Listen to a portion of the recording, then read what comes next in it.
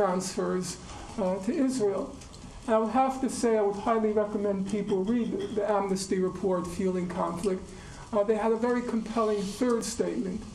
Number one, they said the U.S. is by far and away the chief supplier of weapons to Israel. Number two, under domestic U.S. law, it's illegal to transfer weapons. But number three, it said, and it was very, very compelling, Amnesty International said, what happened in Gaza could not have happened were it not for U.S. taxpayer money. And that's the statement, that was the phrase they used. It could not have happened were it not for U.S. taxpayer money. And if you look at the Human Rights Watch report on the use of the white phosphorus, Darrell Lee is here, and maybe he wants to add something. Every white phosphorus shell that they found in Gaza was marked made in the United States.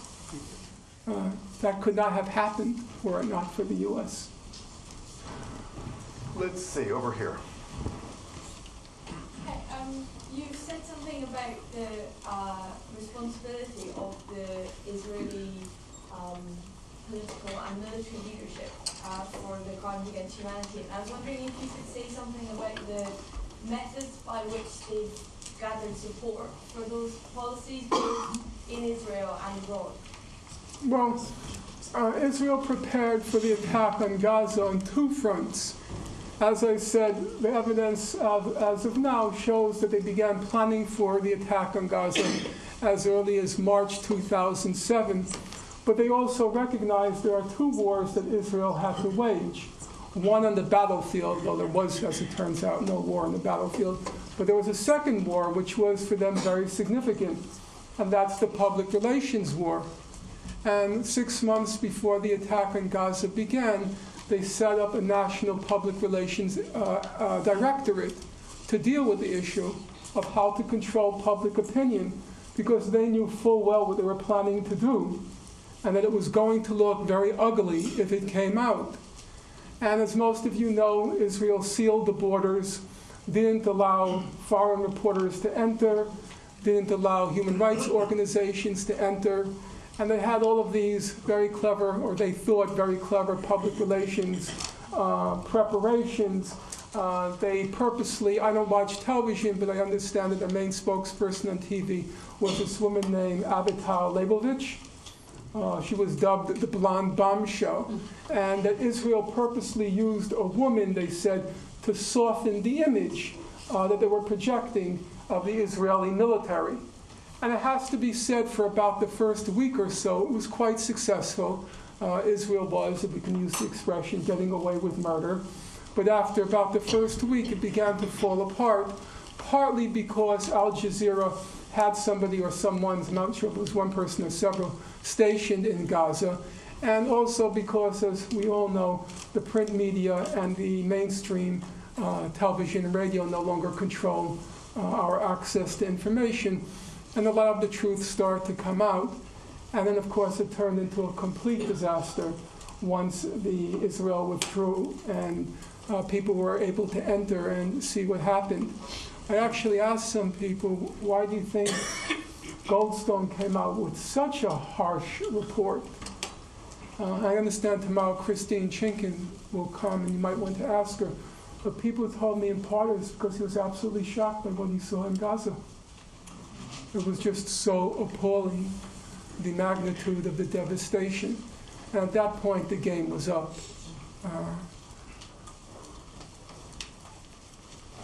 Stand up and speak up.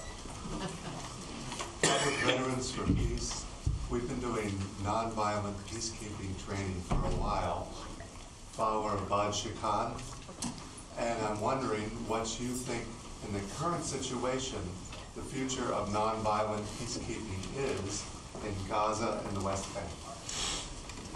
Well, there are two separate questions. Actually, there are three questions, and I'll have to deal with them expeditiously because of time constraints. Number one, nobody has a right to tell Palestinians that they have to use nonviolent methods to free themselves from an occupation. So I'm not lecturing, I'm not going to proceed to lecture Palestinians, though there are, as that locution has it, there are rules of war, one of which prohibits the targeting of civilians. And if we want to apply the rules of war, we have to apply them in whole, not in part. So that's the first point is I want to be careful not to come off as pontificating and lecturing about how Palestinians should conduct their resistance, except to enter the caveat that if you want to make recourse to the rules of law, it's not like a Chinese menu. I'll take one from column A, but I'll skip column B. No, it comes as a piece. I think, in my opinion, the nonviolent resistance has real possibilities and prospects for defeating the Israeli occupation. It requires work by the people there, but it also requires work by us.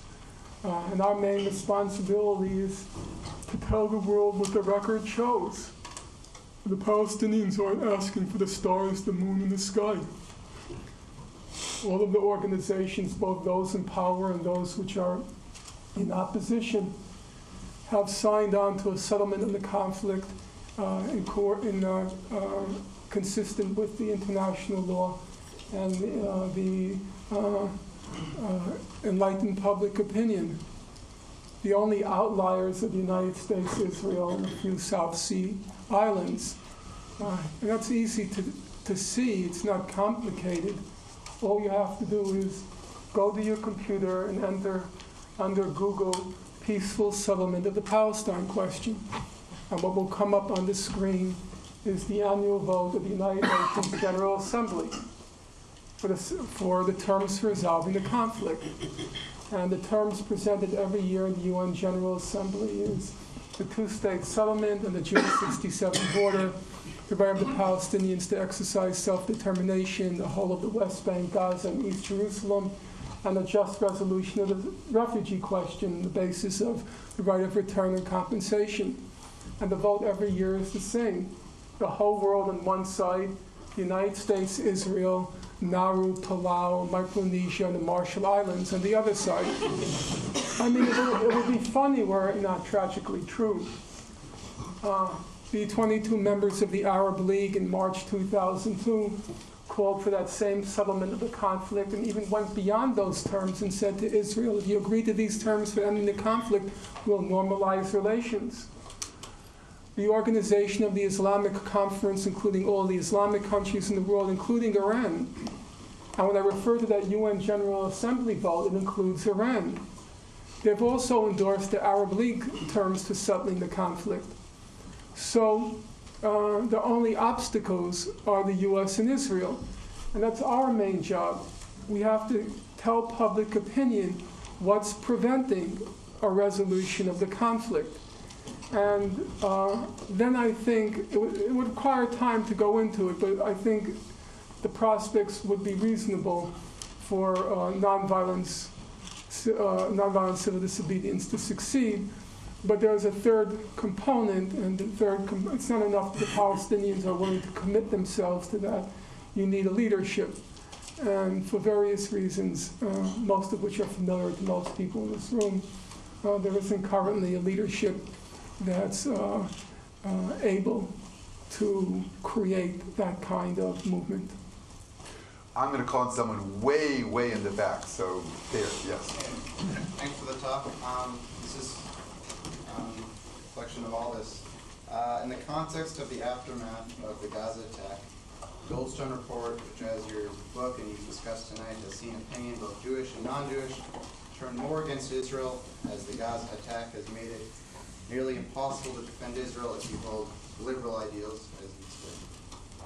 Do you think there's any credibility to the claim that Netanyahu and the Israeli government are purposely doing actions provoking Palestinians, such as the recent designations of the sites in the West Bank, the continued construction in Jerusalem and the West Bank, and the whole situation that just happened with the U.S., in order to incite Palestinian violence, riots, and possibly an intifada, in order to show how the Palestinians are violent, terrorists, and not committed to peace, in order to give Israel a justification, both political and moral, to defend themselves, quell the violence, and continue the occupation